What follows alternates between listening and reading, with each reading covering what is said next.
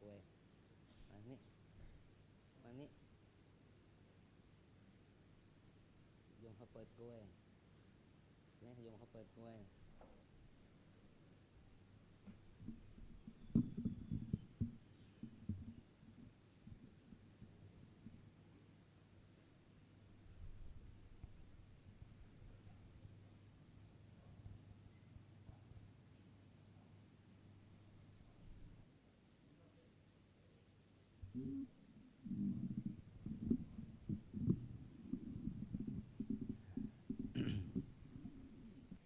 วันนี้เราจะได้เจริญพุทธมนต์ถวายเป็นพระราชกุศลแด่สมเด็จพระนางเจ้าสิริกิติ์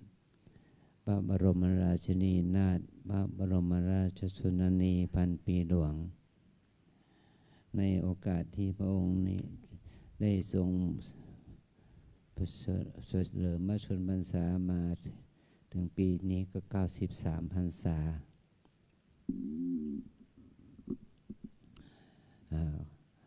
ขอเราทั้งหลายได้ตั้งเมตกัลยาณจิตเมตตาจิตให้เกิดขึ้น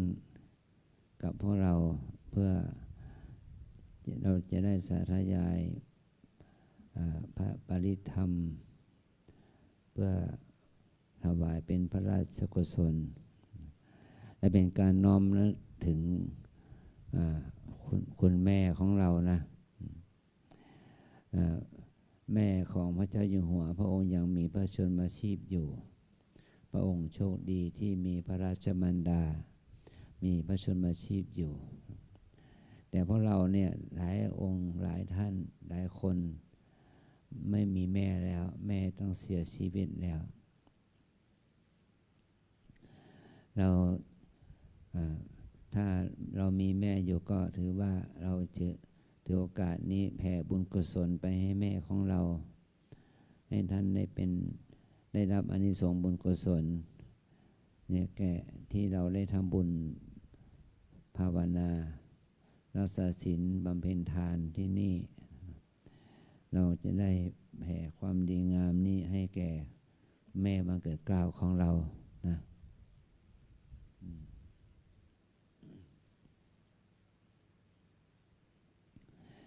แม่ของอาจารย์นั้น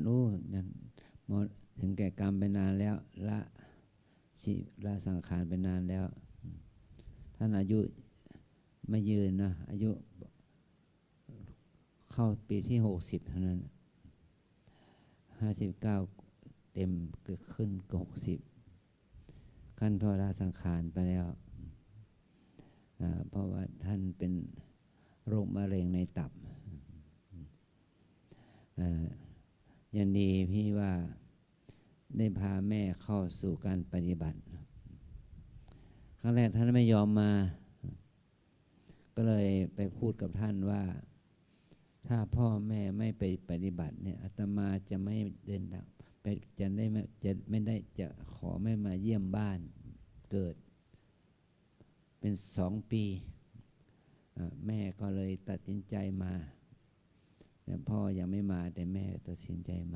มาปฏิบัติธรรมที่วัดลำเปิงเนี่ยตอนนั้นอาจารย์ยังเป็นพระหนุ่มอยู่มันยังเรียกว่าได้สอนอภิธรรมกับแม่ชีโยคีพระในวัดนี้ก็ท่านก็ได้มาปฏิบัติครบสูตรครบคอร์สได้เข้าอธิษฐานจิตแล้วท่านก็กลับไปบ้านไม่ถึงเดือนน่ะก็อาการป่วยของท่านก็กำเริบนะโดยที่ท่านอาการกำเริบมาตั้งแต่ก่อนนั้นแล้วเจ็บท้องมันก็เป็นโรคกระเพาะอะไรก็ไม่รู้แต่พอมีอาการกำเริบก็ไปหาหมอก็ไปตรวจเช็คว่าแม่เป็นมะเร็งตับท่านมีชีวิตอยู่ได้8 เดือนท่านก็ถึงแก่กรรมไปอันนี้เรามานึกถึงสิ่งที่เป็นบุคคลที่มีพระคุณแก่เราเนาะ เราจะเมื่อเราได้มาอยู่สภาพนี้ก็เราก็ต้องเมื่อวันนี้เป็นวันแม่แห่งชาติ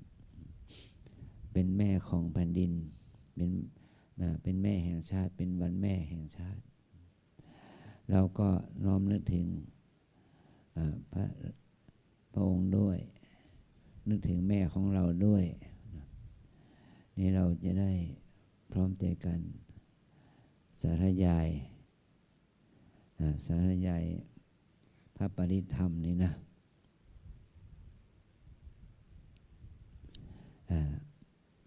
ก่อนที่เราจะได้สาธยายพระปริธรรมแล้วก็ทำวัดไปก่อนนะทำวัดไปก่อนแล้วก็เมื่อทำวัดเสร็จแล้วก็เราจะได้มีการเปิดโกรยหน้าพระบรมฉายาลักษณ์ของพระเจ้าอยู่หัวและเปิดโกรยหน้าพระฉายาลักษณ์ของพระราชชนนีพันปีหลวงนะขอให้เราทั้งหลายได้แสดงถึงความจงรักภักดีต่อพระองค์ท่านตามระเบียบของทางราชการแต่เราจะต้องทำกิจกรรมที่ประเสริฐยิ่งกว่านั้นก็คือเราจะได้แผ่พลังบุญความดีนี้ที่เกิดจากการปฏิบัติธรรมของเรา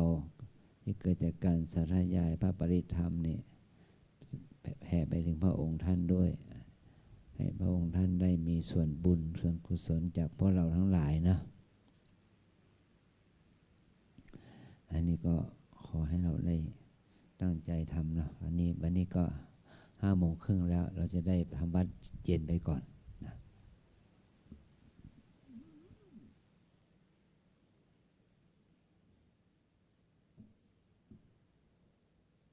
ครับสมควรเก็บเวลานิมนต์พระภิกษุสงฆ์เจริญพรไม่กี่คุกเข่าพนมมือ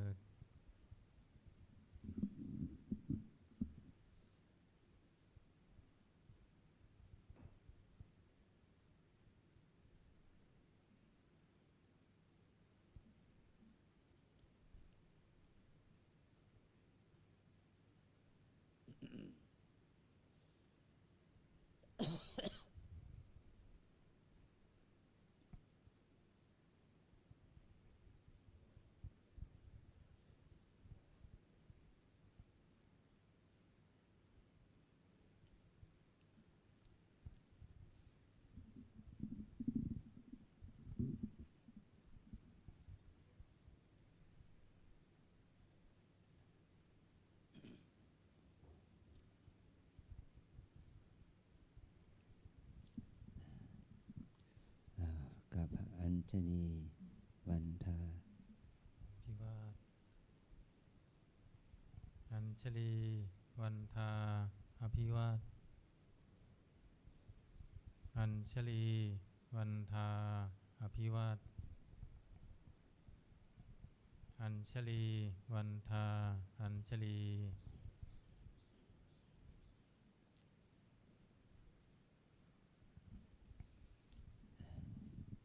ขึ้นทำวัดขอโอกาสขออนุญาตครูบาอาจารย์พระมหาเถระพระเถรานุเถระพระมัชฌิมาพระนวากาในการเป็นต้นเสียงธรรมะเย็นในวันนี้เปิดหนังสือสวดมนต์แปลเล่มใหญ่ไปที่หน้า 1โยโสภะคะวาอะระหังสัมมาสัมพุทโธผู้มีพระภาคเจ้านั้นพระองค์ใดเป็นพระอรหันต์ดับเพลิงกิเลสเพลิงทุกข์สิ้นเชิงตรัสรู้ชอบได้โดยพระองค์เองสวากขา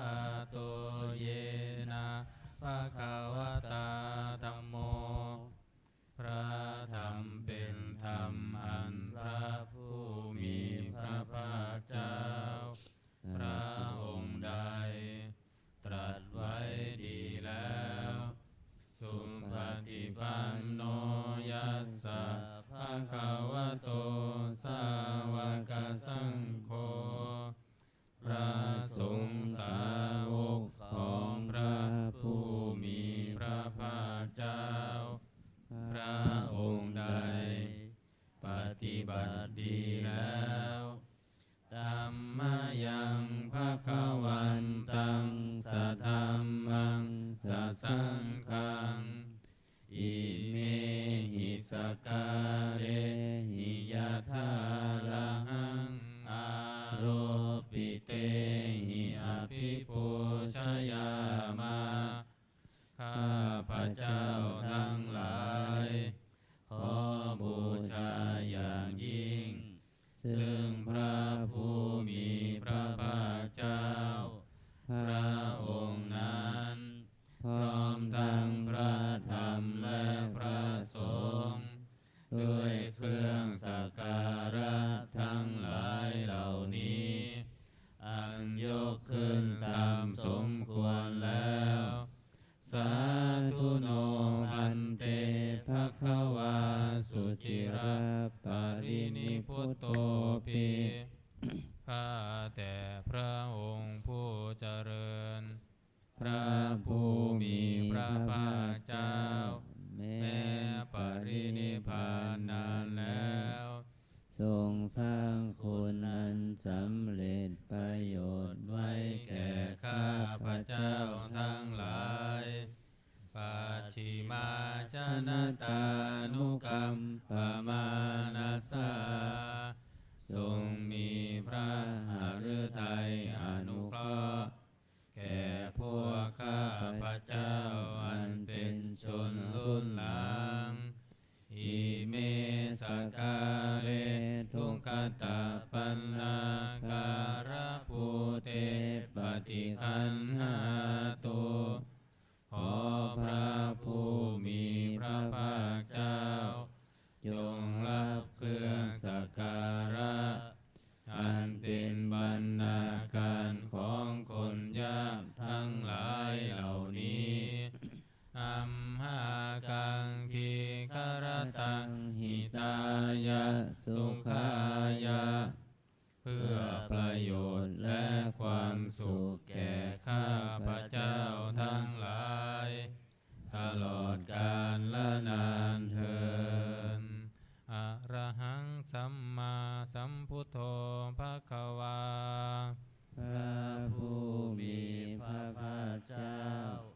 เป็นพระอรหันต์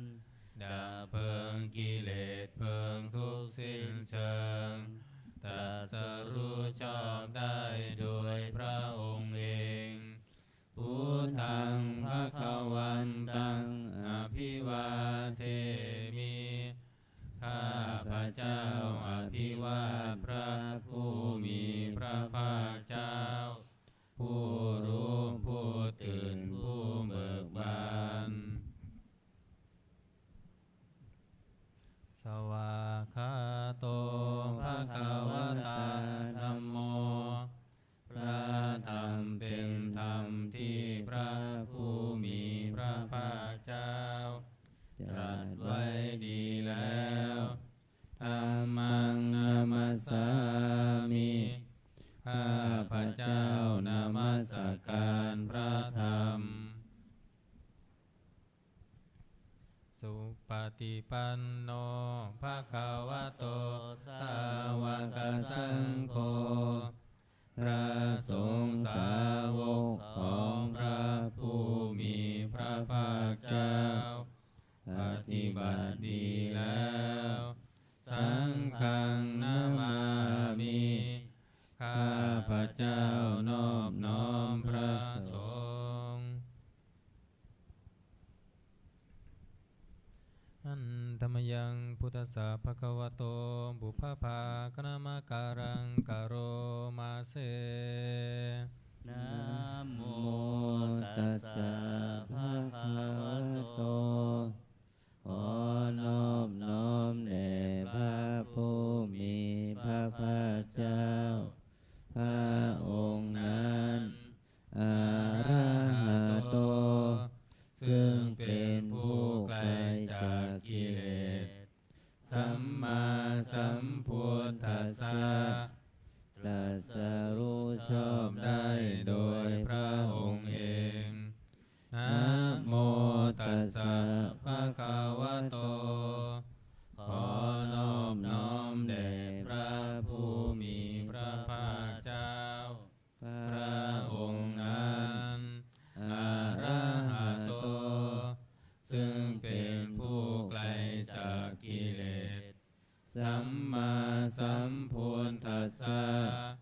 ตรัสรู้ชอบได้โดยพระองค์เองนะโมตัสสะภะคะวะโตขอ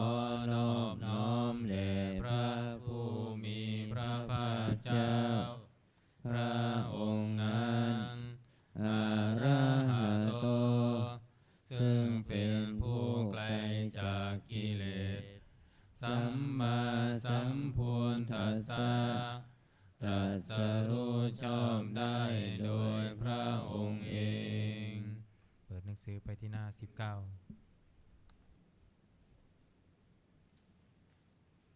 อันธรรมยังพุทธานุสตินายังกโรมาเสตังโฆปนะภะคะวันตังเอวังกัลยาโนกิตติสัทโธอะภุคโตก็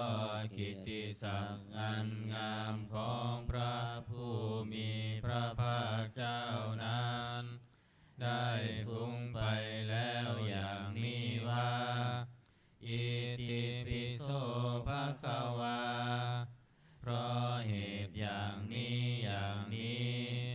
พระผู้มีพระภาคเจ้านั้นอรหังเป็นผู้ไกลจากกิเลสสัมมาสัมพุทโธ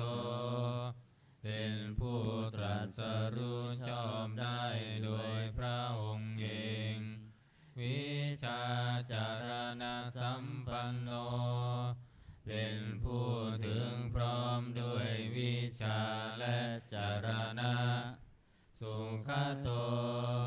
เป็นผู้ไปแล้วด้วยดีโลกวิทูเป็นผู้รู้โลกอย่างแจ่มแจ้งอนุตตโรปุริสธรรมสารถิเป็นผู้สามารถฝึกบุรุษที่สมควรฝึกได้อย่างไม่มีใครยิ่งกว่าสัทธาเทวมนุษย์สานังเป็นครูผู้สอนของเทวดาและมนุษย์ทั้งหลายพุทโธเป็นผู้รู้ผู้ตื่นผู้เบิกบานด้วยธรรมภควาติเป็นผู้มีความจำเริญจำแนกธรรมสั่งสอนสัตว์ดังนี้อันธรรมยังพุทธาภิกิติงกโรมาเสพุทธวาระหันตวรตาภิกขุนาภิยุตโตพระพุทธเจ้าประกอบด้วยคุณมีความประเสริฐแห่งอรหันตคุณเป็นต้นสุทาทิยานกรุณาหิสมาคตโตพระองค์อันประกอบด้วยพระญาณและพระกรุณาอันบริสุทธิ์โพเทสิโยสุชนตังกามรังวสุโรพระองค์ใดทรงกระทำชนที่ดีให้เบิกบานดุจอาทิตย์ทำบัวให้บานวันธามหังตมารนังสิรสาชิเนนทังข้าพระเจ้าไหว้พระชินสีห์ผู้ไม่มีกิเลสพระองค์นั้นด้วยเสียงกล่าวพุทโธโยสัพพปานินังสารนังเขมามุตตมังพระพุทธเจ้าพระองค์ใดเป็นสารณะอันเกษมสูงสุดของสัตว์ทั้งหลายปัฏฐามานุสติฐานังวันธามิตังสิเรนะหังข้าพระเจ้าไหว้พระพุท ทธเจ้าพระองค์นั้นอันเป็นที่ตั้งแห่งความระลึกองค์ที่หนึ่งด้วยเสียงก้าวพุทธัสสะหัสสมิทาโสวะพุทโธเมสามิกิสโรข้าพระเจ้าเป็นทาสของพระพุทธเจ้าพระพุทธเจ้าเป็นนายมีอิสระเหนือข้าพระเจ้าพุทโธทุกขัสสะคาตาจะวิทาตาจะหิตัสสะเมพระพุทธเจ้าเป็นเครื่องกำจัดทุกข์และทรงไว้ซึ่งประโยชน์แก่ข้าพระเจ้าพุทธัสสะหังนิยาเทมิสรีรัมชีวิตันติทังข้าพระเจ้ามอบกายถวายชีวิตนี้แด่พระพุทธเจ้าวันทันโตหังจริสามิพุทธัสเสวะสุโพธิตังข้าพระเจ้าผู้ไว้อยู่จากประพฤติตามซึ่งความตรัสรู้ดีของพระพุทธเจ้านาทิเมสารนังอัญญังพุทโธเมสารนังวรังสารณะอื่นของข้าพระเจ้าไม่มีพระพุทธเจ้าเป็นสารณะอันประเสริฐของข้าพระเจ้าเอเตนะสัจจวัชเชนะวัตถยังสัทธุสาสเนด้วยการกล่าวคำสัตย์นี้ข้าพระเจ้าพึงเจริญในพระศาสนาของพระศาสดาพุทธังเมวันธมาเนนะยังปุญญังปสุตังอิทาข้าพระเจ้าผู้ไว้อยู่ซึ่งพระพุทธเจ้าได้ขวนขวายบุญใดในบัดนี้สัพเพปิอันตรายาเมมาเหสุงตัสสะเตชะสาอันตรายทั้งปวงอย่าได้มีแก่ข้าพระเจ้าด้วยเดชแห่งบุญนั้นกาเยนะวาจายวะเจตสาวาด้วยกายก็ดีด้วยวาจาก็ดีด้วยใจก็ดีพุทเทกุกัมมังปะกตังมายายังกรรมหน้าที่เทียนอันใดที่ข้าพระเจ้ากระทำแล้วในพระพุทธเจ้าพุทโธปฏิคันหตุอัจจยันตังขอพระพุทธเจ้าจงงดซึ่งโทษล่วงเกินนั้นการันตะเรสังวริตุงวะพุทเทเพื่อการสำรวมระวังในพระพุทธเจ้าในการต่อไปอันธรรมยังธรรมานุสตินะยังกโรมาเสสวาคา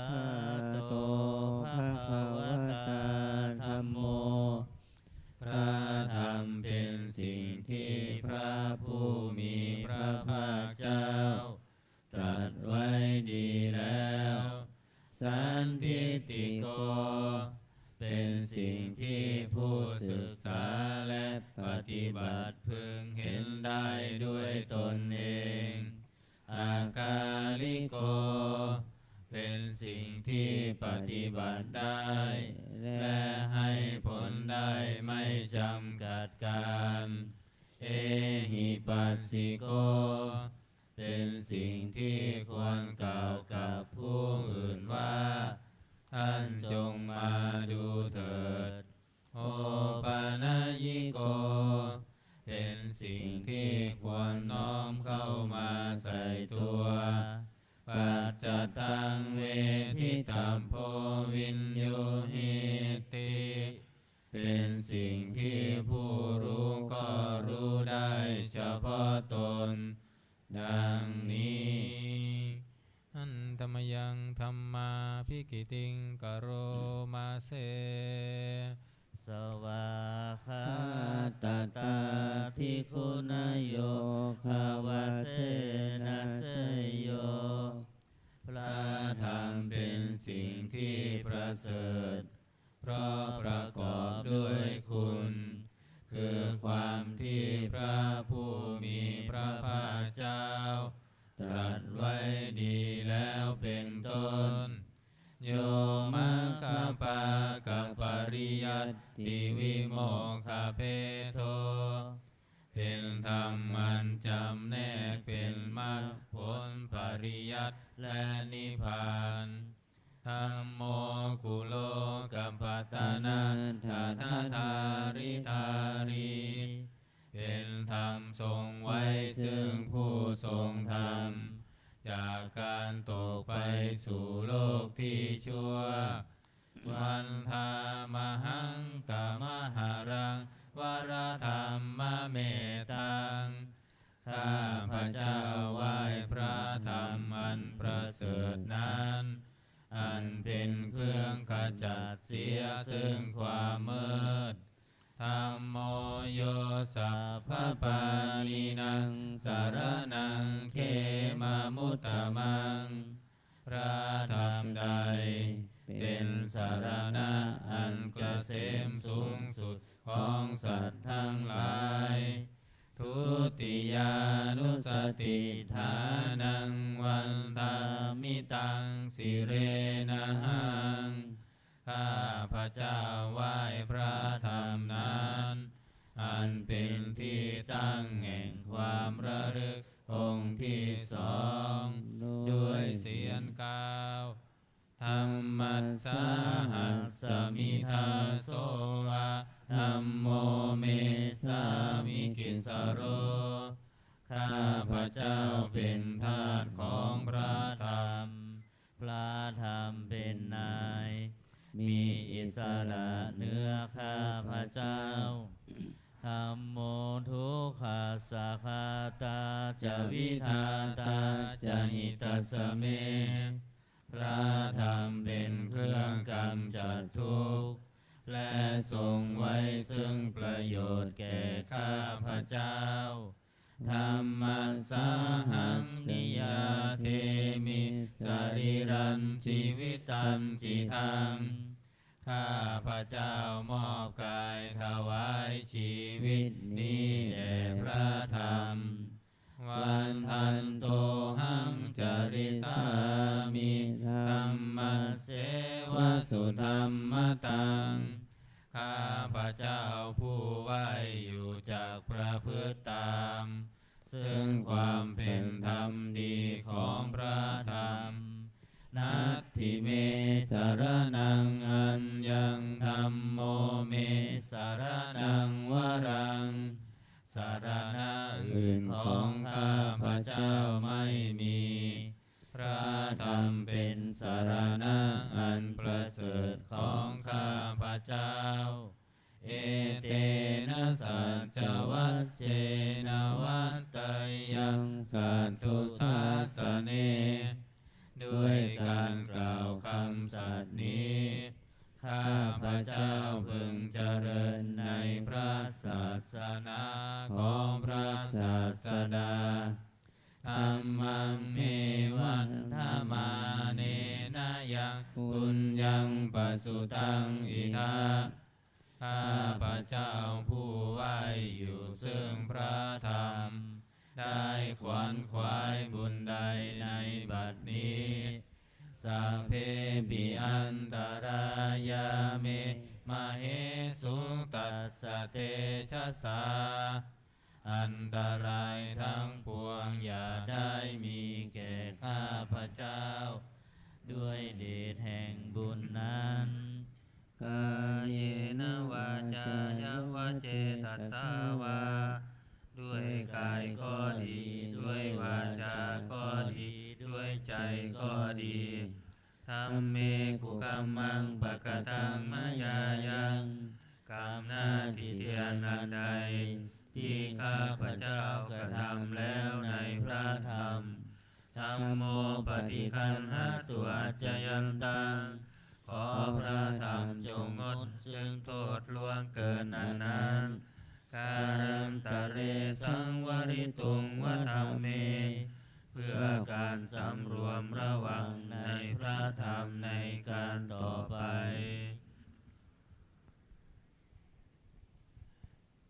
อันตมยังสังขานุสตินยังกโรมาเส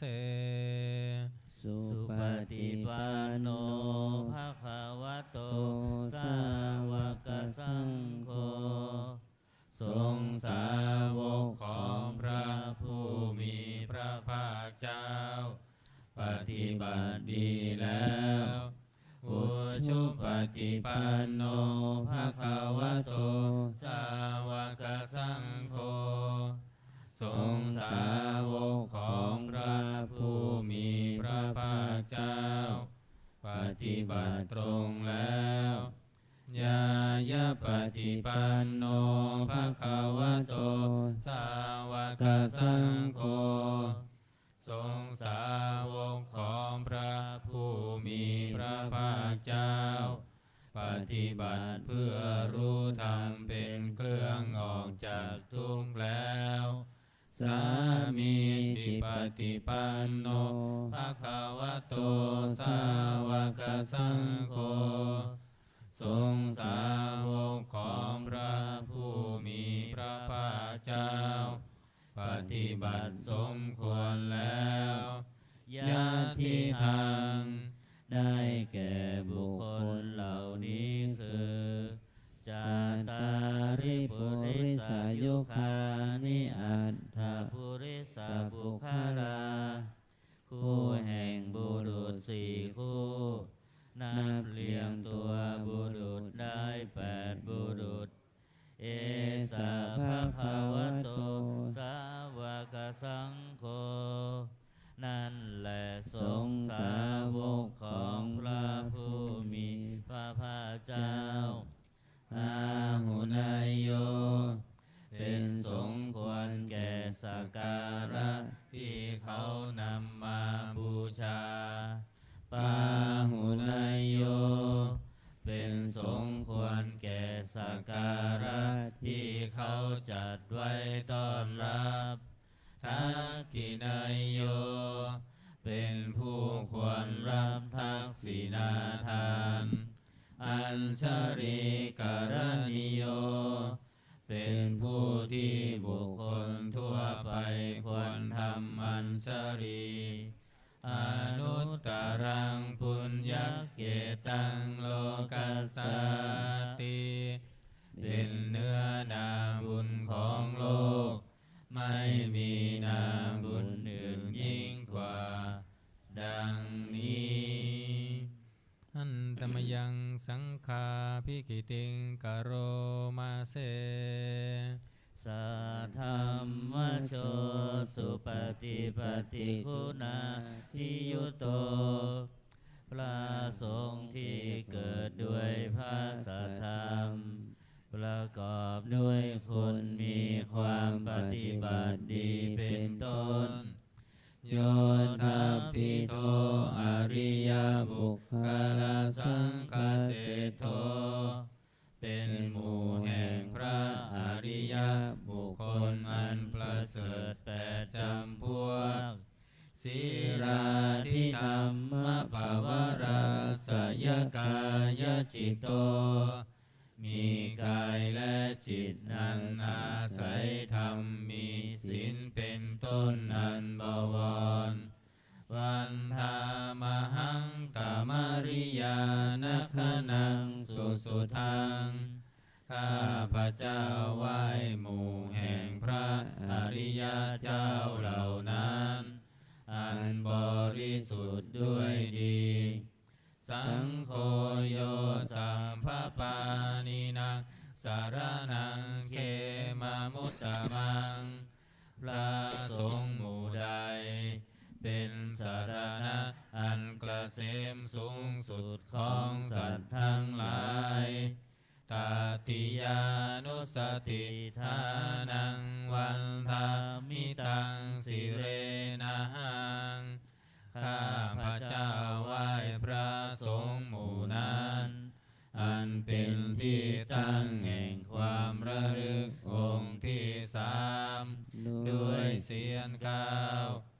สังฆัสสาหัสสมิทาโสสังโฆเมสามิกิสโรข้าพระเจ้าเป็นทาสของพระสงฆ์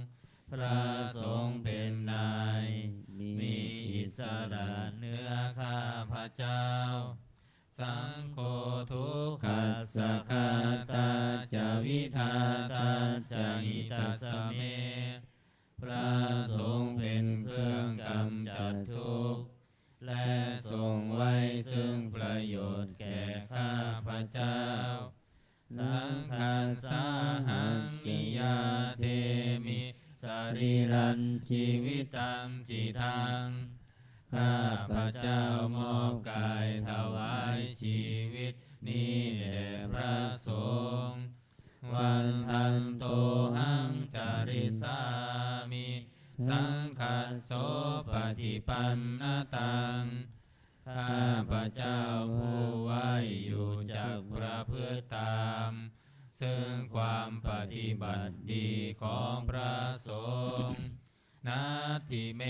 สารนังอัญญังสังโฆเมสารนังวรังสารณะอื่นของข้าพระเจ้าไม่มีพระสงฆ์เป็นสารณะอันประเสริฐของข้าพระเจ้าเอเตนะสัจจวัชเชนะวัตเตยังสัตตุสัสสเนด้วยการกล่าวคำสัตย์นี้ข้าพระเจ้าพึงเจริญในพระศาสนาของพระศาสดาสังฆังเมวันธมาเนนะยังปุญญังปัสสุตังอิทาข้าพระเจ้าผู้ไหวอยู่ซึ่งพระสงฆ์ได้ขวนขวายบุญใดในบัดนี้สัพเพปิอันตรายาเมมเหสุงตัสสะเตชะสาอันตรายทั้งปวงอย่าได้มีแก่ข้าพระเจ้าด้วยเดชแห่งบุญนั้นกายเยนะวาจายาวเจตสาวาด้วยกายก็ดีด้วยวาจาก็ดีด้วยใจก็ดีสังเกกุกัมมังปะกตังมายายังกรรมหน้าที่เตียนนาใดที่ข้าพระเจ้ากระทำแล้วในพระสงฆ์สังโฆปฏิคันหาตัวจยันตังขอพระสงฆ์จงงดซึ่งโทษล่วงเกินนั้นการันตะเรสังวริตุงวสังเกเพื่อการสำรวมระวังในพระสงฆ์ในการต่อไปพอละเราทำวัดเย็นย่อๆตอนนี้ไปเราจะได้เจริญพุทธมนต์ถวายเป็นพระราชกุศลขอเจริญพรท่านโยคีท่านรองศาสตราจารย์ดร.กันทิมาพิชัยท่านอดีตรองอธิการบดีมหาวิทยาลัยราชภัฏเชียงใหม่เป็นผู้แทนโยคีวสุบาสิกาเปิดกรวยพระบรมฉายาลักษณ์ของพระบาทสมเด็จพระเจ้าอยู่หัวและขอเชิญพันเอกหญิงแม่ชีอำนวยได้มาเปิดกรวยหน้าพระฉายาลักษณ์ของสมเด็จพระนางเจ้าสิริกิติ์พระบรมราชินีนาถพระบรมราชชนนีพันปีหลวงก่อนที่เราจะได้ทำการเจริญพระพุทธมนต์ถวายเป็นพระราชกุศลต่อไปขอเจริญพร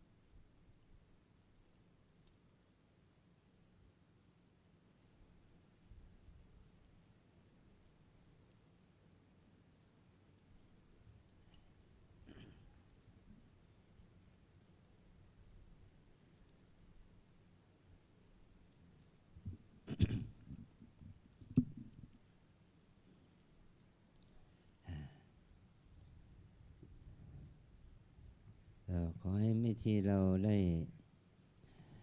เจริญอาราธนาพระปริตร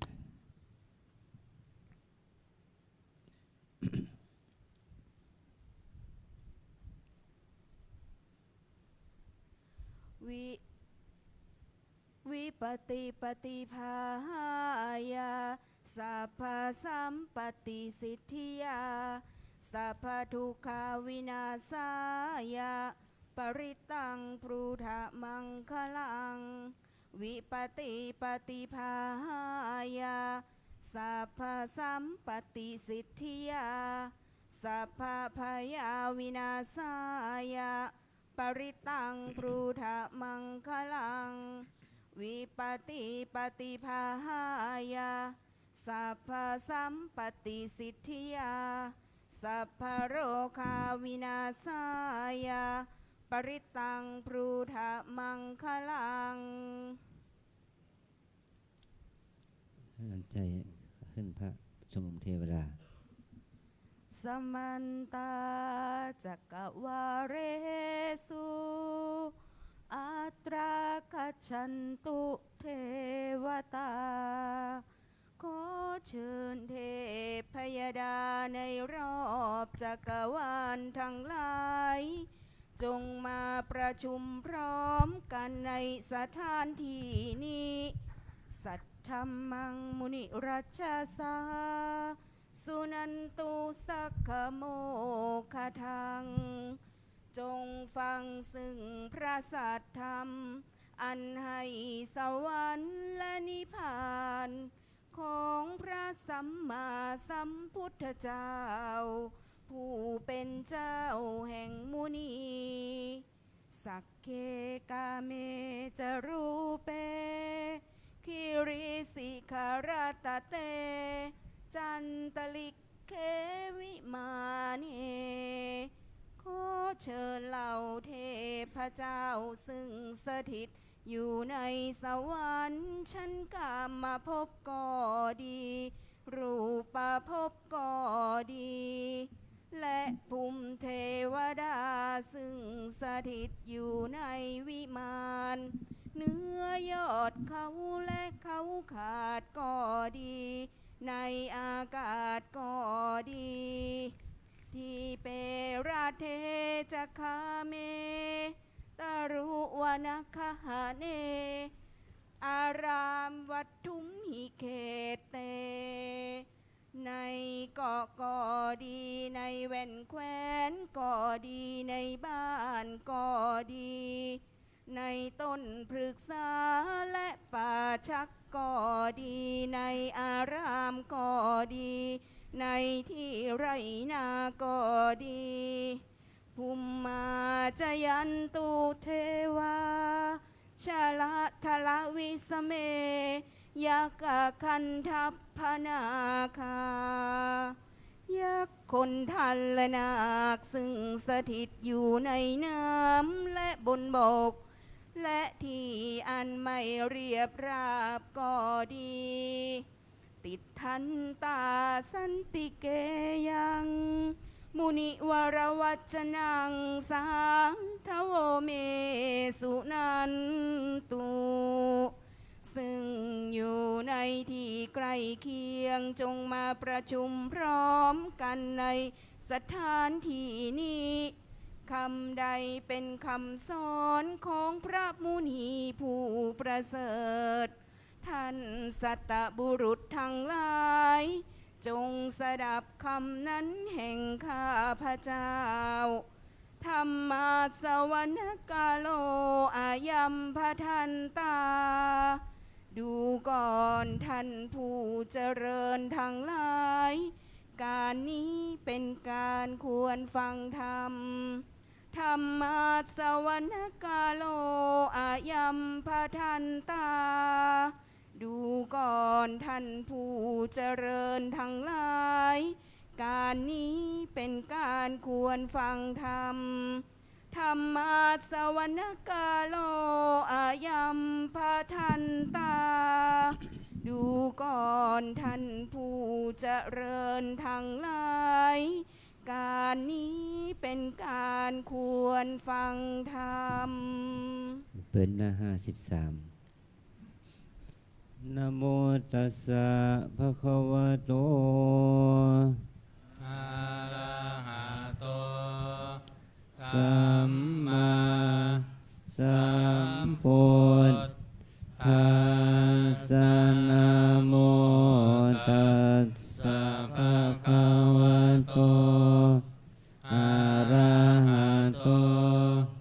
สัมมาสัมพุทธัสสะนะโมตัสสะภะคะวะโตอะระหะโต สัมมาสัมพุทธั ธั ส ส สะ สะพุทธังสารนังคัจฉามิธัมมัง สารนังคัจฉามิสังฆังสารนังคัจฉามิทุติยมปิพุทธังสารนังคัจฉามิทุติยมปิธัมมังสารนังคัจฉามิทุติยมปิสังฆังสารนังคัจฉามิตติยมปิพุทธังสารนังคัจฉามิตติยมปิธัมมังสารนังคัจฉามิตติยมปิสังฆังสารนังคัจฉามิ โยจักขุมาโม โมหะมะลาปะกาศโทสามังวะพุทโธสุขโตวิมุตโตมารัสสะปะสาวินิโมจยันโตปะเปสิเขมังชนะตังวินัยยังพุทธังวรันตังศิรสานามามิโลกัสสนาทันจะวินายกันจะตันเตชัสสะเตชัยยสิทธิโหตุสัมพันตรายาจะวินาสเมนตุธรรมโมทัชโชโยวิยตัสสะสันทุทัสเสสิโลกัสสะวิสุทธิมัคคังนิยานิโกธรรมทรัสสะทาริสาตาวะโหสันติกโรสุจินโนธัมมังวรันตังศิรสานามามิโมหัมปะทาลังอุปสันตถาหังตันเตชัสสะเตชัยยสิทธิโหตุสัมพันตรายาจะวินาสเมนตุสันธรรมเสนาสุขตานุโคโยโลกัสสะปะปุปะกิเลสเชตาสันโต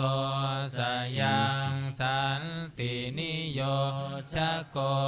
จะสวาคาตธรรมังวิธิตังกโรติสังฆังวรันตังศิรสานามามิพุทธานุพุทธังสมาสีลาทิฏฐิตันเตชัสสะเตชัยยสิทธิโห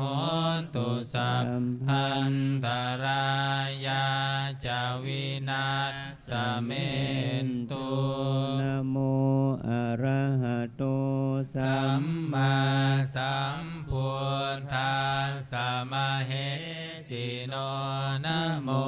อุตตมธัมมัสสะสวะคาตาเสวะเตนิธานโมมหาสังฆัสสะปิวิสุทธาสีลทิฏฐิโนนะโมโอมาตยารันทัสสะรัตนันตยัสสะสาธุกังนะโมโอมะกาติตัสสะตัสสะวะตุนตยัสสะปินะโมการะปัมภาเวนะวิกัจฉันตุปันทวานะโมการะนุภาเวนะสุวัตติโหนตุสัพพทานะโมการะสเตเชนะวิธิมิโหมิเตชวา เป็นหน้า57พหูเทวามนุสสาจะมังคลานิอาจินตยุงอากังขมานาสุทธานังปรุหิมังคลมุตตมังอาเสวนาจะพาลานังบันติตานันจะเสวนาปุชาจะปุชนียานังเอตัมมังคารมุตตมังปฏิรูปเทสวาโสจัมบุเพจักตปุญญาตาอัตตสัมมาปณิทิจาเอตัมมังคารมุตตมังพาหุสัจจันจะสิบปัญจวินัยโยจะสุสิกิโตสุภาสิตาจะยาวาจาเอ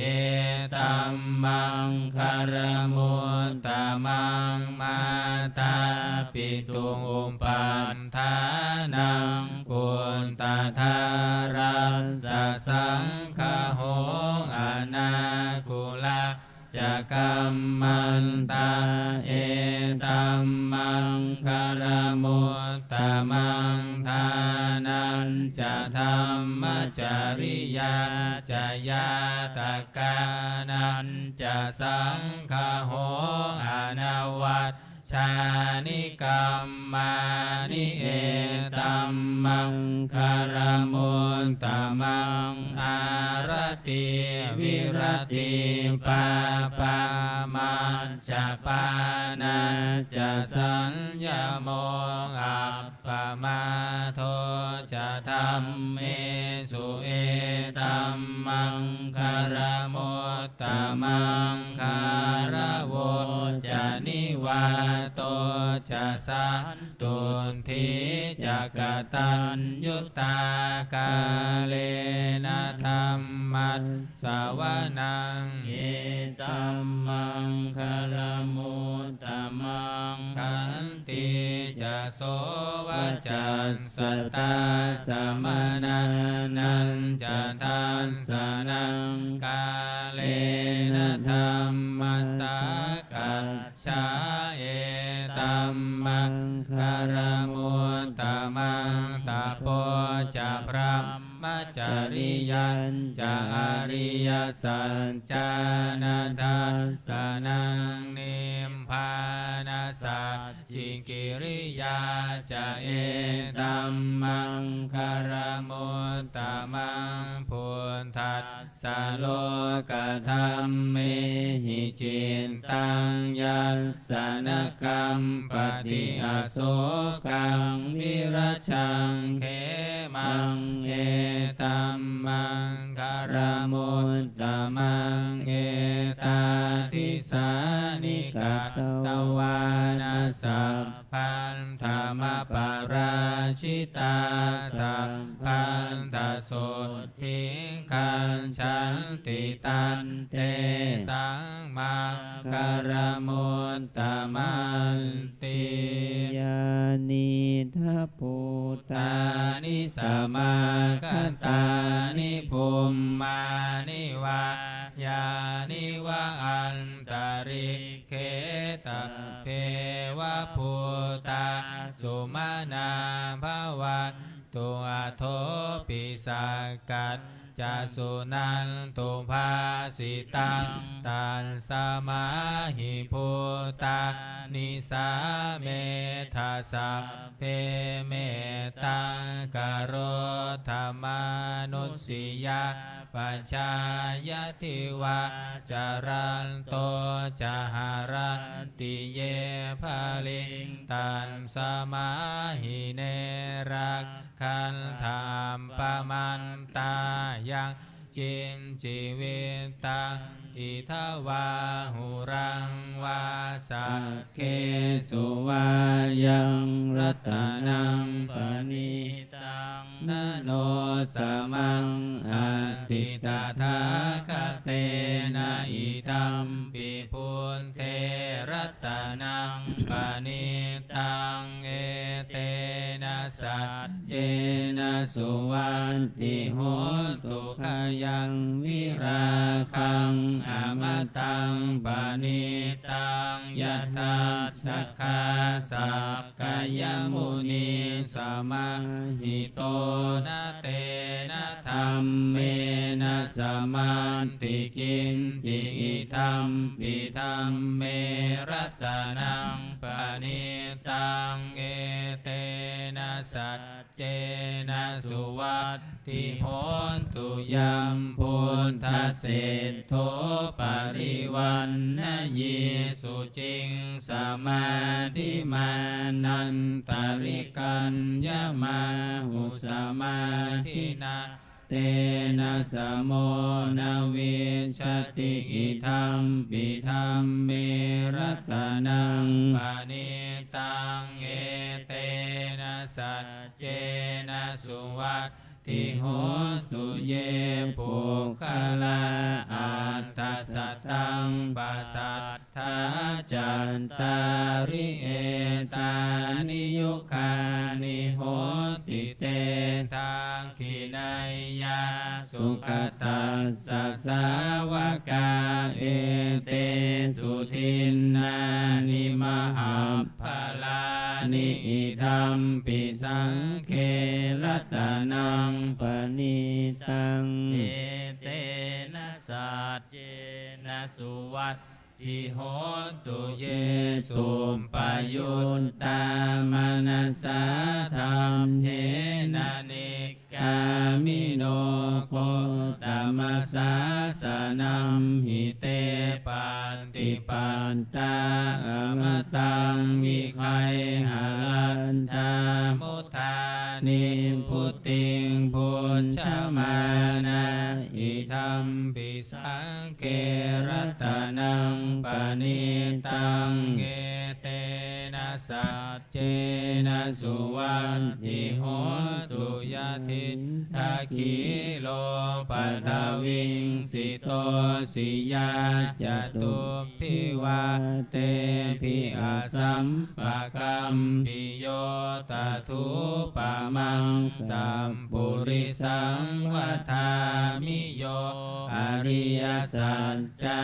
นิเวจจะปัสสติธรรมปิสังเครัตนังปณิตังเอเตนะสัจเจนะสุวัตติโหตุเยอริยสัจจานิวิภาวยันติคัมภีรปัญเยนะสุเทสิตานิกิมจาปิเตโหติพุทธสัมปมัตตานะเตภวังอาถามมาทิยันติธัมปิสังเครัตนังปณิตั ตังเอเตนะสัจเจนะสุวันติโหตุสหาวาสทัสสนสัมปทายตยะสุธรรมะชหิตาภวันติสักกายทิฏฐิวิจิกิจฉิตันจะศีลัมภตังวาปิยทัตติกินทิจตุหาปาเยหิจวิมปะโมตโตชัจจาทิธานานิอาภัมโภกาตุงอิธัมปิสังเกรัตนังปณิตังเอเตนะสัจเจนะสุวัตติโหตุจินตาปิโสกัมมังกโรติปาปะกังกายเยนะวาจายุทธเจตสาวาอาภัมโพโสตัสสะปฏิชาทายะอาภัมภตาทิทัพพทัสสะวุตตาอิทัมปิสังเครัตนังปณิตังเอเตนะสัจเจนะสุวันติโหตุวานัมปะภูมิเมยถาภูสิตาเคคิมหานามาเสปัทมันสมิคิมเหตทุปะมังธรรมวรังอเทสยินิมพานาคามิงปรมังหิตายะอิธัมปิพุนเทรัตนังปณิตังเอเตนะสัจเจนะสุวันติโหตุวโรวรัญญูวรโทวราหาโรอนุตตโรธัมมวรังอเทสยิอิธัมปิพุนเทรัตนังปณิตังเอเตนะสัจเจนะสุวัตติโหตุขีนังปุรานังนวังนันติสัมภวังวิรันตจินตายติเกภวัสสมิงเตขีนาภิชาอวิรุณหิชันธานิพันติธีรายัทายัมปทิโปอิธัมปิสังเครัตนังปณิตังเอเตนะสัจเจ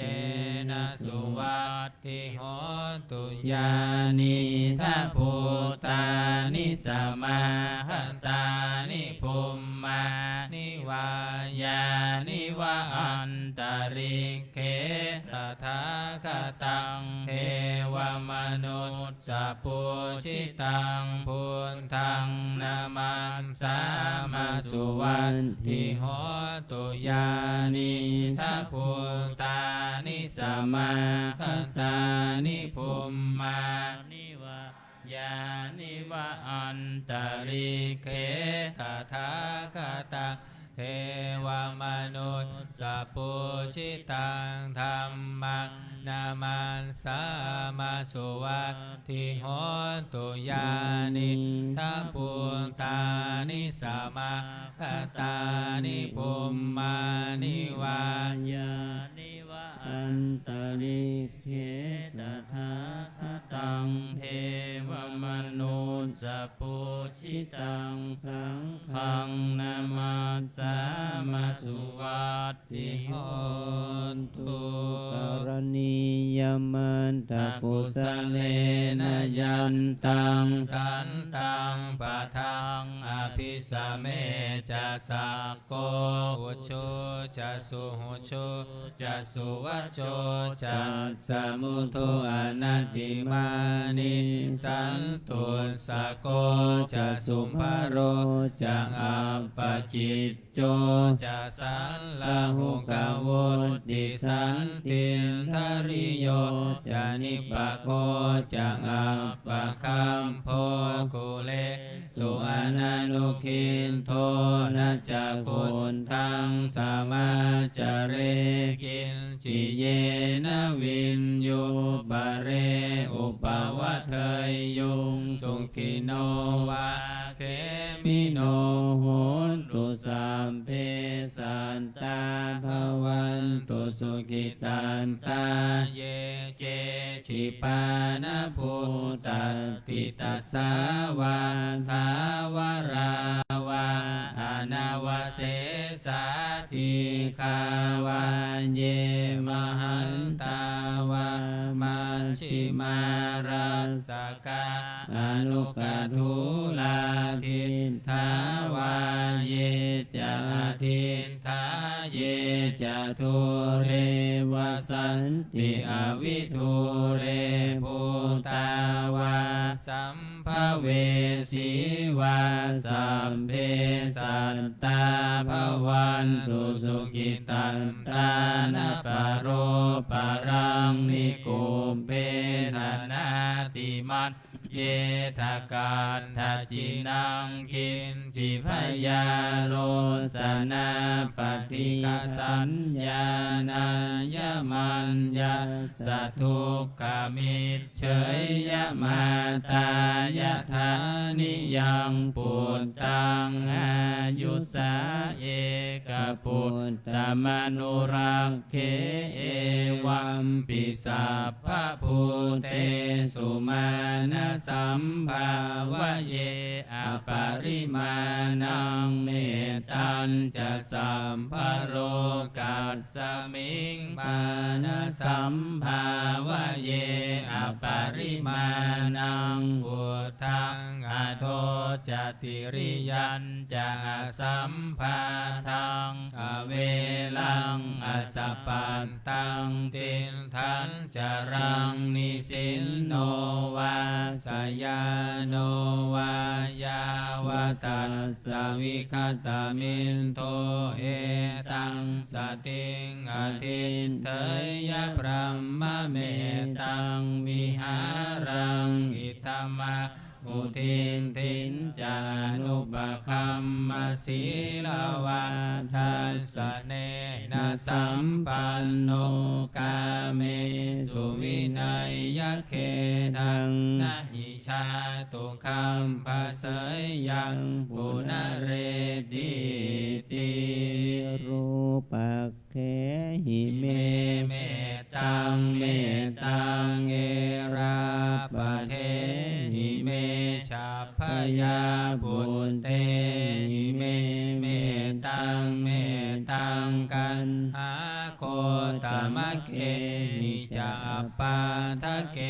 หิเมเมตังเมตังทิปาทะเกหิเมจตุปะเทหิเมเมตังเมตังพะโหมปะเทหิเมมามังอปาทะโก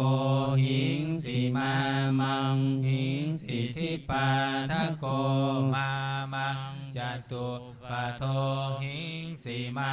มังหิงสีพะโหมปะโทสัมเพสันตาสัมเพปานาสัมเพพุตาจะเกวราสัมเพพันธารานิปัสสันตุมาจินจิปาปะมาคามาอัปปะมาโนพุทโธอัปปะมาโนธัมโมอัปปะมาโนสังโฆปะมาณวันตานิสิริงสมานิอหิวิชิกาสัตตปฏิอุณนานาภิสารภูมุสิกากตาเมรักขากตาเมปริตตาปฏิกามันตุภูตานิโสหังนะโมภะคะวะโตนะโมสัตตังนังสัมมาสัมพุทธานังวลิสเมบริสเมนันติปรมสันโตก กาสาวมันทาคิทาชังอิสีนังทุกเขนะพุทธัสสุทัปปาทิสัญญาหะอารันทัสโสสัพพิอาวันชรูปโปสันเลนะวิโทภยาติโตปิสันโตกาสาวนัมทัตหิมานังนะทุตสยิสัจเจอิมังนาคาเวสัสสัจจังมามังวะเนภาลามิคาอาทันชุนติอุเทตยัญจักขุมาเอกราชาหาริสวันโนปัทวิปภาโสตังตังนามัสสามิหาริสวันนังปัทวิปภาสังตยัจจคุตตาวิหาเรมุทิวาสังเยพรหมนาเวคกุสัมภธรรมเมเตเมนะโมเตจามังปาลยันตุนามัตถุพุทธานังนามัตถุโพธิญาณนะโมวิมุตตานังนะโมวิมุตติญาอิมังโสปริตังกันตวามโรจารติเอสนะอเปตยัญจักขุมาเอกราชาหาริสวันโนปัทวิปภาโสตังตังนามัสสามิหาริสวันนังปัทวิปภาสังตยัญจคุตตาวิหาเรมุราติงเยพรหมนาเวทกุสัมภธรรมเมเตเมนะโมเตจามังปารยันตุนามันตุพุทธานังนามันตุโพธิญาณนะโมวิมุตตานังนะโมวิมุตติญาอิมังโสปริตังกันตวาโมโรวาสมกัปปะยิติอัตถิโลเก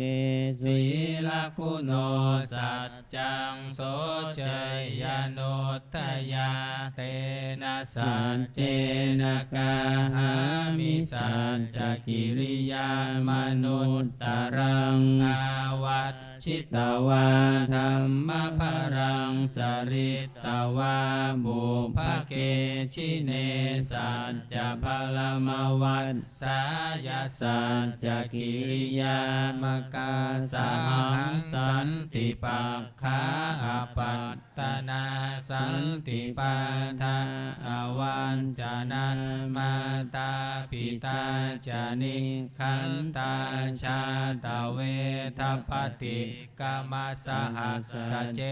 กเตไมหังมหาปัจจลิโตสิกขิวัชเชสิโสลัสสกริสานิอุทธกังปันตวายถาสิกขิสัจเจนะเมสโมนาทิเอสาเมสัจจปารมิติอิติปิโสภะคะวาอะระหังสัมมาสัมพุทโธวิชาจารณสัมปันโนสุขโตโลกวิทูอนุตตโรปุริสธรรมสารถิสัทธาเทวมนุษย์สานังพุทโธภควาติสวาคาโตภควตาธัมโมสันติติโกอาการิโกเอหิปัสสิโกโอปนัญญิโกปัจจัตตังเวทิตัมโพวิญโยหิติสุ ชุปฏิปันโนภะคะวะโตสาวกสังโฆอุชุปฏิปันโนภะคะวะโตสาวกสังโฆญาญาปฏิปันโนภะคะวะโตสาวกสังโฆสามีจิปฏิปันโนภะคะวะโตสาวกสังโฆยะทิทังจัตตาริปุริสยุคานิอัตตาปุริสปุคลาเอสัมภะคะวะโตสาวกสังโฆอาหุนายโยปาหุนายโยทักขินายโยอัญชริกรณิโยอนุตตรังปุญญเกตังโลกัสสติเปิดหน้า71วิปัสสิสนมัตตุจักขุมันตัสสะสิริมัตโตสิกิสปินามัตตุสัพพพุทธานุกัมปิโนเวสะพุทธานามัตตุนะหะตะกัสสะตะปัสสิโนนามัตตุกักกุสันทัสสะมาราเสนัมปะมันติโนโกนาคามนาสนามัตตุพระมนัสสะอุสิมัตโตกัสสะปัสสะนามัตตุวิปโมตัสสะสัมปทิหังกิรัสสะนามัตตุสังกายปุตตัสสะสิริมัตโตโยอิมังธัมมะเทเสสิสัพพทุกขาปนุทานังเยจาปินิพุตตาโลเกยถาภูตังวิปัสสิสุงเตชะนาอภิสุนามหันตาวิตาสารธาหิตังเทวมนุษสานังยังนามัสสันติโคตมังวิชาจารณสัมปันนังมหันตังวิตาสารทังวิชาจารณสัมปันนังพุทธังวันธามโคตมันติเปิดหน้า77โพชังโคสติสังขาโตธัมมานังวิจโยตถาวิริยัมปิติปัสสัตติโพชังคาจตถาปเรสมาทุเบกขโพชังคาสัตเต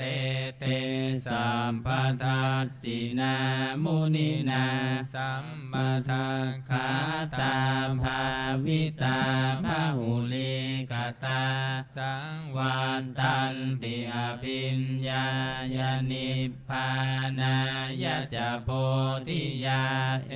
เตนะสัจจวัชเชนะโสทิเตโหนตุสัพพทาเอกัสสมิงสมะเยนะโทโม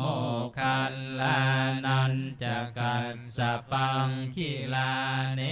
ทุกิเตทิสวะโพชังเคสัตตเทสยิเตจะตังอภินันทิตวาโรคามุจิงสุตังคะเนเอเตนะสัจจวัชเชนะโสทิเตโหนตุสัพพทาเอกทาธัมมราชาปิเกลันเยนาภิปิริโตจุนทันเทเรนตันเยวะพนาเปตวานาสาธารังสัมโมทิตวาจะอาภาธาตัมหาวุธาสิทานาโสเอเตนะสัจจวัชเจนะโสติเตโหนตุ ตุสัพพทาปะหินาเตจะอาภาทังปินนันนัมปิมเหสีนังมัคคาหัตตกิเลสาวะปัตตานุปัตติธรรมตังเอเตนะสัจจวันเชนะโสติเตโหตุสัพพทายันทุนนิมิตตังอวมังคารันจะโยจามนาโปสกุณาสสันโทปาปักขโหตุสุปินังอากันตังพุทธานุภาเวนวินาสเมนตุยันทุนนิมิตตังอวมังคารันจะโยจามนาโปสกุณาสสันโทปาปักขโหตุสุปินังอากันตังธัมมานุภาเวนวินาสเมนตุยันทุนนิมิตตังอวมังคารันจะโยจามนาโปสกุณาสสัทโทปาปักขโหตุสุปินังอากันตังสังฆานุภาเวนวินาสเมนตุ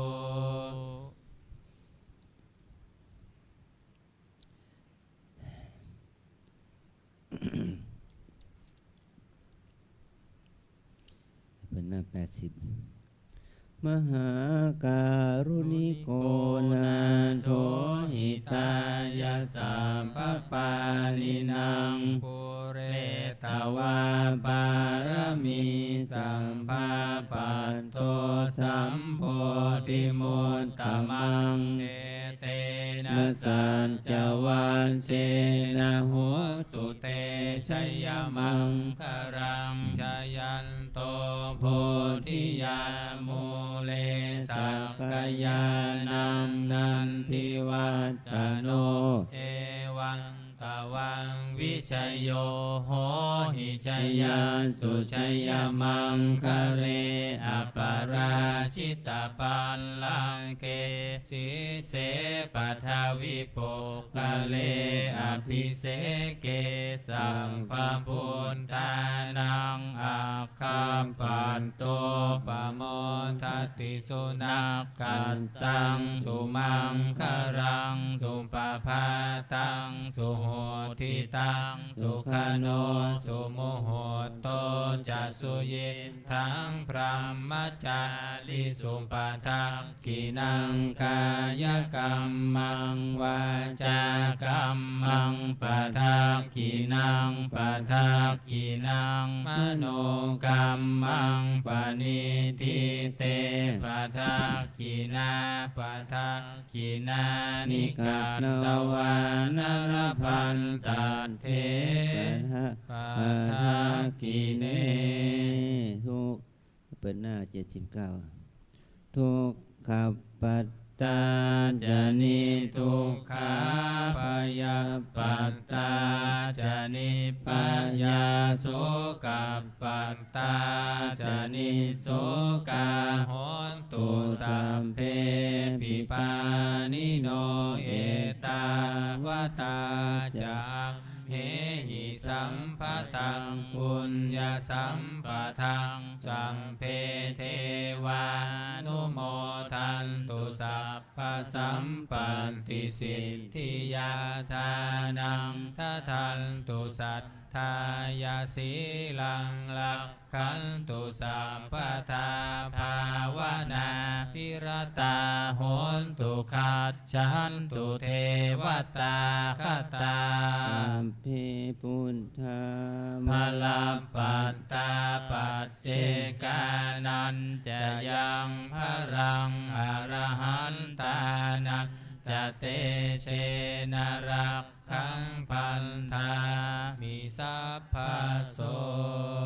ตุสัมภมังคลังลักขันตุสัพพเทวตาสัพพพุทธานุภาเวนะสัทธาสุทธิภวันต ตุเตภวันตุสัพพมังคลังลักขันตุสัพพะเท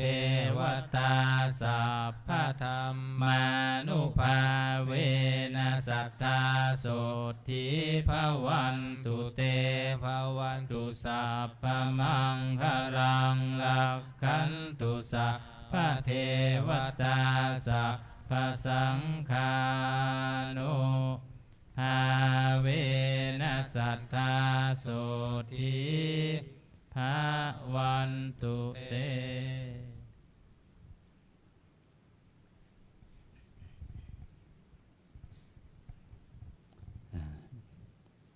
เราจะได้ไปเจริญจิตภาวนาถวายเป็นพระราชกุศลเวลาประมาณ12 นาทีเนาะขอให้เราได้เจริญจิตภาวนา12 นาทีนะ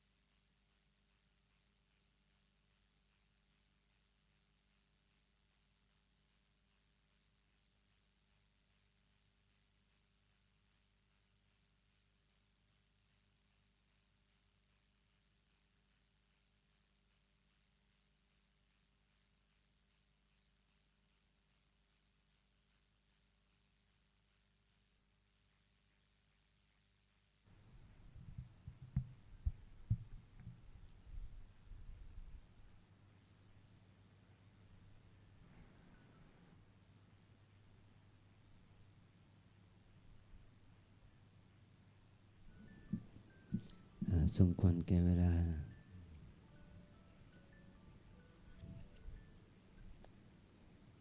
เปิดที่หน้า140มงคลจักรวรรดิน้อยแปล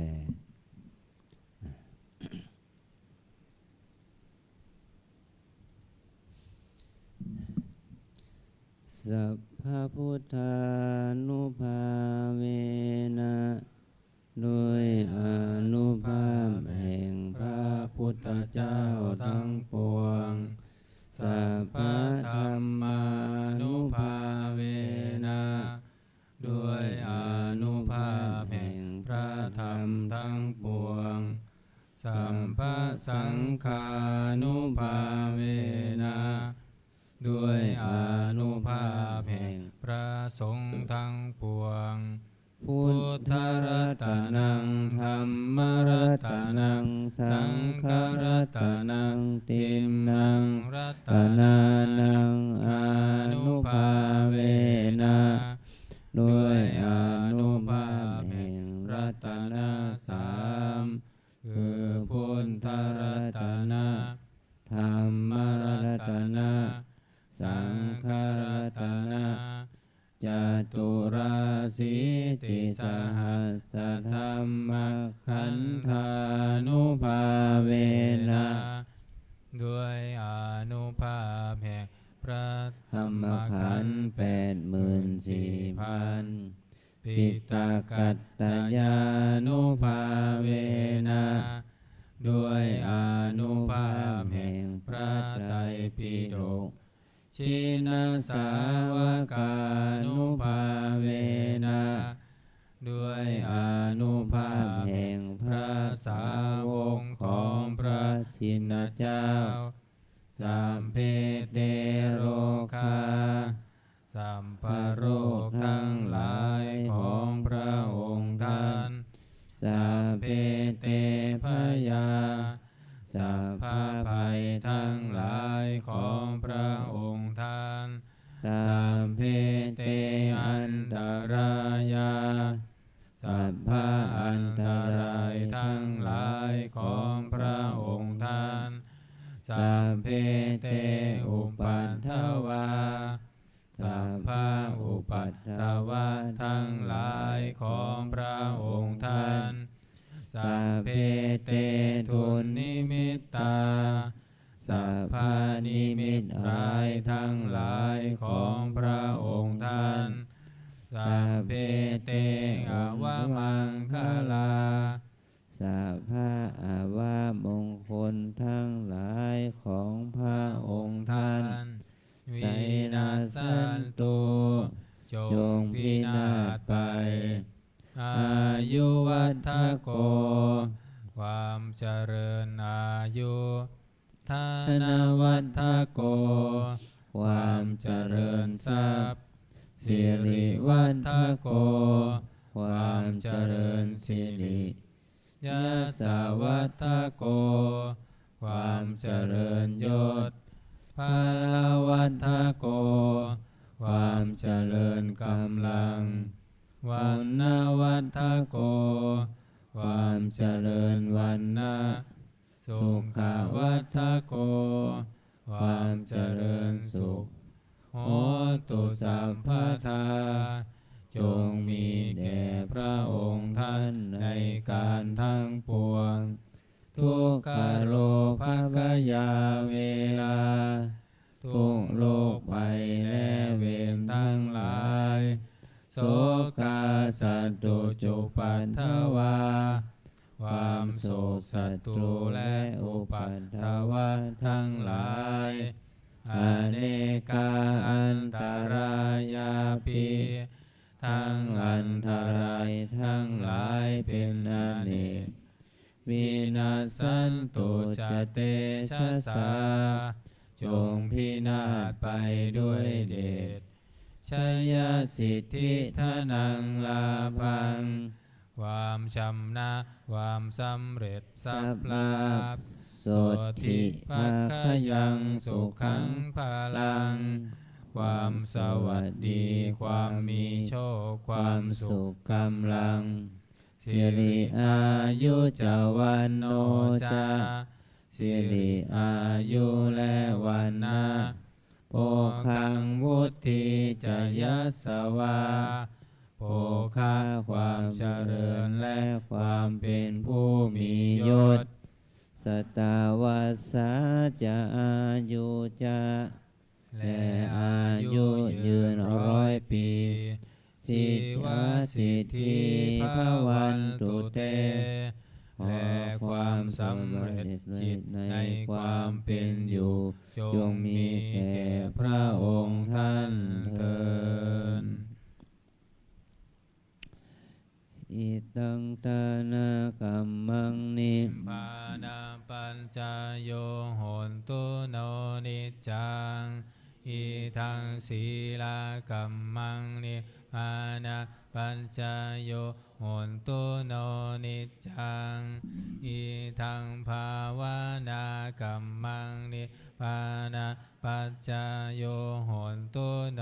นิจจังยังกินจิกุสาลังกะ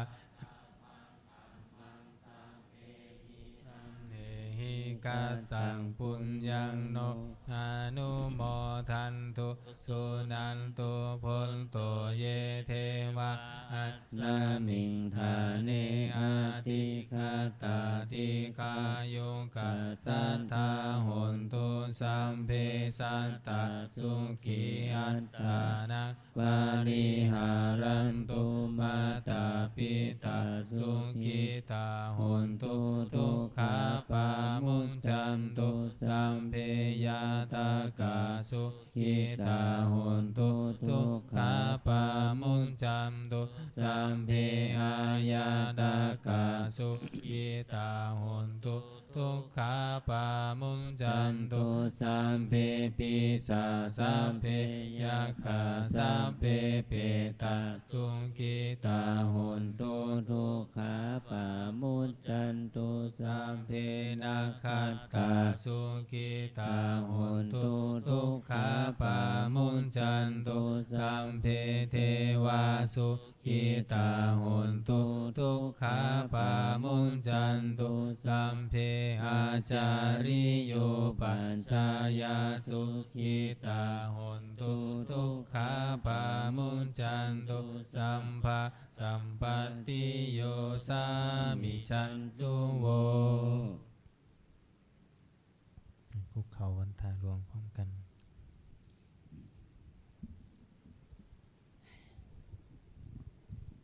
วันตามีพุทธังสัพพะ พะเมวะโทสังฆามะพะเมพันเตวันทามิธัมมังสัพพะเมวะโทสังฆามะพะเมพันเตวันทามิสังฆังสัพพะเมวะโทสังฆามะพะเมพันเตวันทามิคารุงองค์ปัจจาอาจาริเยสัพพะเมวะโทสังฆามะทาเมพันเตวันทามิกัมมัฏฐานังสัพพะเมวะโทสังฆามะทาเมพันเตวันทามิกัมมะเมพันทะสีมังสัพพะเมวะโทสังพันเตวั วัน น ทา ทา มิ มิ เจ เจติยังสัพพังสัพพัทธาเนสุปฏิทิตาสาลีลาธาตุมหาโพธิพุทธารูปังสักกาลังสัทธานาคาโลเกเทวะโลเกพรหมโลเกจัมพูทิเปลังกาทิเปสาลีลาธาตุโยเกสะธาตุโยอะระหันตธาตุโยเจติยังคันทะคุณทิจตุราสิติสหัสเสธัมมะคันเทสัพเพสัมปาทะเจติยังอะหังวันทามิสัพพะโสอัญชลีวันทาอภิวาทอัญชลีวันทาอภิวาทอัญชลีวันทาอภิวาทอัญชลีวันทาอัญชลี ขอนิมนต์พระภิกษุสงฆ์ภิกษุณีเจริญพรแม่ชีโยคีก้มหมอบวันทาน้อยพระอาจารย์เจ้าคุณพร้อมกันสาธุวันทามิพันเตสัพพะอาปาราทังคามัทธาเมพันเตมยากาตังปุญญังสามินาอนุโมทิตาภังสามินากาตังปุญญังไมหังทาทัพพังสาธุสาธุอนุโมทามิ ยัตตาโรธัมมาวดันติอายุวันโนสุขังพระลัง สาธุสาธุสาธุขอนิมนต์พระภิกษุสงฆ์ภิกษุณีคุกเข่ากราบพระอาจารย์เจ้าคุณพร้อมกันแม่ชีโยคีกราบทีหลังอัญชลีวันทาอภิวาทอัญชลีวันทาอภิวาทอัญชลีวันทาอภิวาทอัญชลีวันทาอัญชลี นิมนต์สามเณรเรียนเชิญคณะแม่ชีโยคีทุกท่านน้อมกราบท่านเจ้าคุณพระอาจารย์พร้อมกันค่ะ อัญชลีวันทาอภิวาทอัญชลีวันทาอภิวาทอัญชลีวันทาอภิวาทอัญชลีวันทาอัญชลี เปิดบัตรพักอัธยารับอัธยาศัยนะ วันนี้อาจารย์จะไปเทศงานขาวดำพระพี่มรณภาพก่อนนะขอหมด โยคีชายช่วยเก็บศาสนาได้นะครับ ขอให้โยคีทั้งสองฝั่งนะคะช่วยกันปิดประตูหน้าต่างเก็บหนังสือสวดมนต์แล้วก็เก็บอาสนะให้เรียบร้อยนะคะโยคีทุกท่านปฏิบัติรวมกันที่ชั้นใต้ดินนะคะห้องใต้หอพระไตรปิฎกนะคะโยคีทุกท่านนะคะปฏิบัติรวมกันชั้นใต้ดิน